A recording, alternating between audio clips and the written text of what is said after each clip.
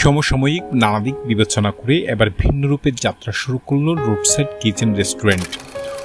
ওখানে যাওয়ার পরে পাওয়া গেল ভিন্ন এক অনুভূতি, অন্যান্য রেস্তোরাঁর চাইতে ভিন্ন পরিবেশ, আলাদা চিত্র।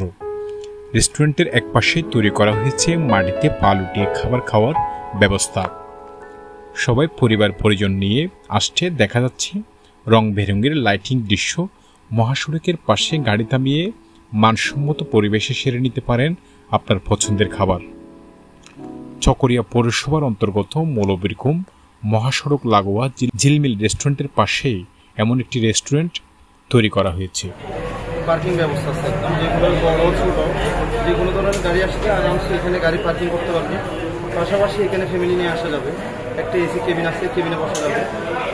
এর চেয়ে সবচেয়ে যেটা মজাদার বিষয় সেটা হচ্ছে দক্ষিণ চট্টগ্রামের পরে কক্সবাজারের মধ্যে আমাদের এই যে বৈঠকখানাটা করা হচ্ছে, এই বৈঠকখানাটার নাম হচ্ছে দরবারের সরাইখানা। দরবারের সরাইখানা। তো এখানের মানে মহত্ব হচ্ছে এখানে বসে একদম সুন্নতি ধরনের খাওয়া যাবে। তাছাড়া ফ্যামিলি নিয়ে একদম উত্তম কিছু সময় কাটানোর জন্য আমার রেস্টুরেন্ট আমি মনে করি বেস্ট। যদি আপনারা জানতে চান, উপভোগ করতে চান, তাহলে সেটার জন্য আমার রেস্টুরেন্টটা আসতে হবে, আসে উপভোগ করতে হবে, খাবার খাইতে হবে। দেন আপনি আপনার পজিটিভ ফুড, নেগেটিভ ফুড আমাদেরকে রিভিউ দিয়ে আমাদের রেস্টুরেন্টে বা আমাদেরকে জানাতে হবে। আচ্ছা, আপনাদের রেস্টুরেন্টে কি কি ধরনের খাবার পাওয়া যাচ্ছে? আমাদের রেস্টুরেন্টে পাওয়া যাবে আপনার দুপুরে হাঁস পাওয়া যাবে, ইলিশ মাছ পাওয়া যাবে, বাটা মাছ পাওয়া যাবে, এই কোরাল মাছ পাওয়া যাবে।